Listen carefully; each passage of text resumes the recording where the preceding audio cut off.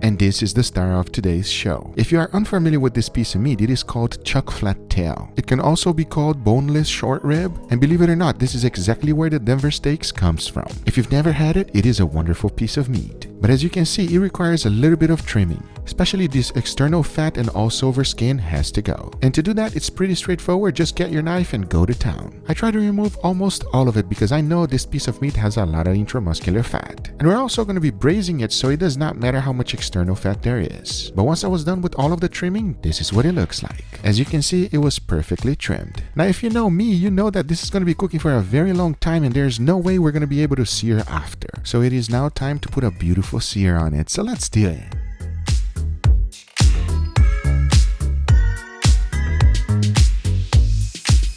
And that is what it looks like once the flamethrower has done its job. As you can see, it looks already good enough to eat. But at the same time, we all know it is completely raw inside. Now, as you know, I have two pieces of meat. One of them we're going to be using veggies to make sure how good it actually is, and the other one we're not. And the first thing we need to do is to go ahead and season them. For that, I kept it exactly the same. I seasoned it with salt, freshly ground black pepper, and garlic powder, and nothing else. As always, make sure you season both sides, including the edges. The last thing we need is unseasoned meat. With a large piece of meat like this, make sure you season it properly. But now, before adding them into the bag, we gotta get our veggies ready. And these are the one I'm gonna be using for today's experiment. We have celery, onions, and carrots. The most important thing I did here was to make sure I cut it in small pieces. Now, just like when you're braising the traditional method, I like to add a little bit of tomato paste. Traditionally, that brings a wonderful flavor into the meat, so I'm definitely gonna add it in. As you can see, once I was done mixing, every single one of these veggies are completely covered with the tomato paste. But now the only thing left to do is to add them into the bag and get them ready for the water bath. I first started with the one without veggies. I just threw it into the bag and it was ready. For the second one, I threw in all of the veggies first, then the meat right on top.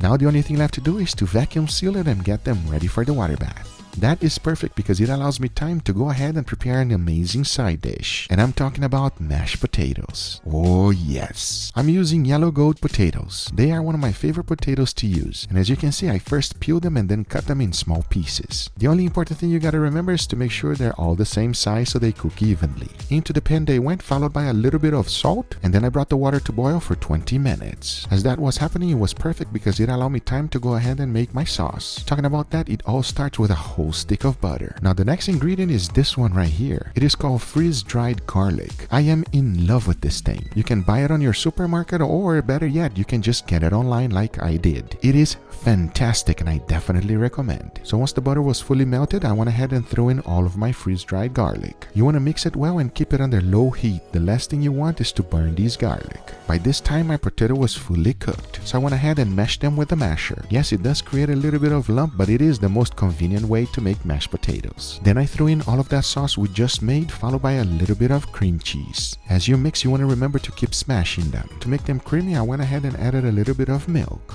To finish it off, I seasoned it well with salt, then a good amount of chives. Now, if you're not a fan of chives, just don't add it. But then all there's left to do is to make sure that I mix it well, because by that time, my mashed potato is done. That, my friends, is a very flavorful mashed potato, and you should pair it perfectly with our beef. Talking about that, it's time to go ahead and get this cooking. And for that, I'll be cooking both of them at 185 degrees Fahrenheit for 8 hours. And my goal is to really find out if there's going to be any difference with the veggie ones and the one without the veggies.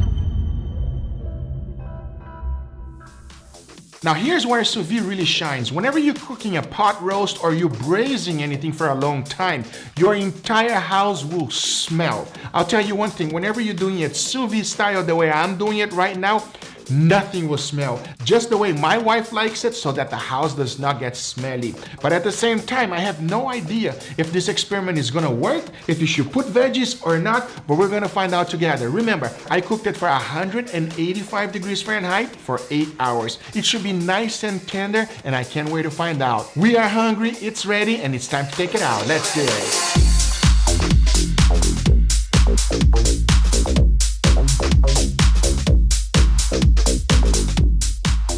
If the smell is an indicator that it's gonna be amazing, I'll tell you right now, the veggies ones are winning. It is winning by far because it smells phenomenal. As soon as I cut off the bag, the smell of not only the vegetables, but together with the tomato paste, combined also with the meat of the juices, is phenomenal. Now, as you already know, there is no searing because everything was done previously.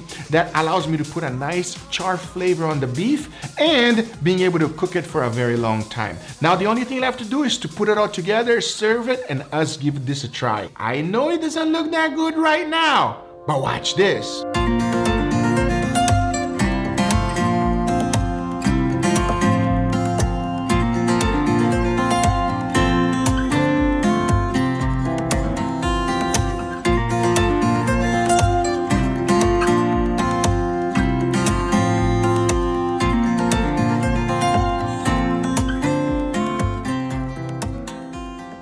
All right, everybody, here we have our beautiful meats today with mashed potato. Is there a better combination than that? Huh? No. Mashed potato is the best food in the world. That's what I believe. Remember a while back, Mama, we did an experiment where we put a lot of veggies together, you know, with a roast that we cook at low temperature. And in the end, there was no difference. There was no difference.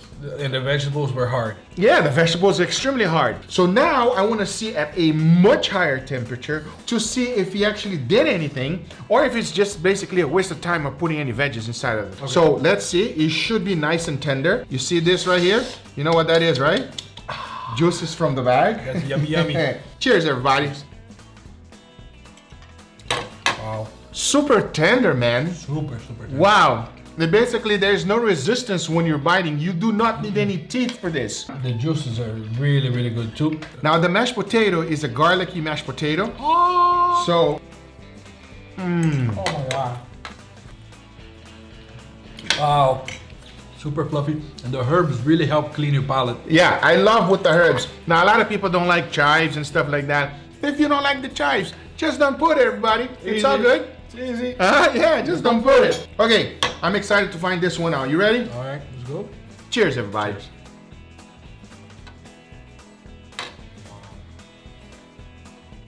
Wow. Put the veggies on it. down. Hands down. Put the veggies on it. Oh my God. Definitely put the veggies. Try the veggies. By itself? Just By the veggies? itself. Let's see. Let's see. Yes. That's crazy good. The meat got a little bit of the flavor from the veggies, like a little bit of sweetness from the carrot, and then the carrots get the taste from the meat. It's amazing combination. It is phenomenal. Wow. Definitely put your veggies inside the bag if you are cooking at higher temperature. I hope you guys enjoyed this video. If you do enjoy it, make sure you give it a thumbs up. If you're not a subscriber, be sure to subscribe for future videos. Remember, if you are interested in anything I use, everything is always in the description down below. Thank you so much for watching, and we'll see you guys on the next one. Take care, everybody. Bye-bye. See ya.